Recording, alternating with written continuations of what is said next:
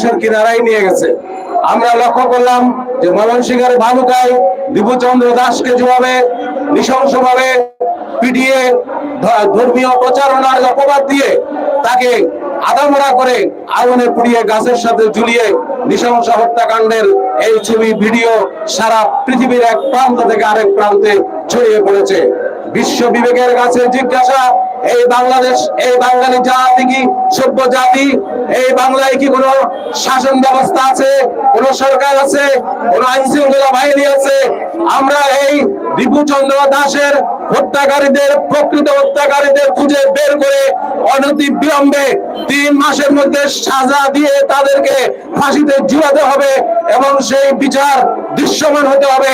আপনি নামগাঁও আসতে কয়েকজনকে ধরে এই মিডিয়াতে প্রেস রিলিজ দিয়ে তারপরে তাদেরকে জামিন করে ছেড়ে দিবেন। এই ধরনের ধামাচাপা দেওয়ার যে অপকৌশল আইন শৃঙ্খলা বাহিনীর এবং সরকারের, সেটা আমরা অত্যন্ত উৎকণ্ঠার সাথে লক্ষ্য করে যাচ্ছি। আর আমি দাবি করি দীপুচন্দ্র পরিবারকে, দীপুচন্দ্র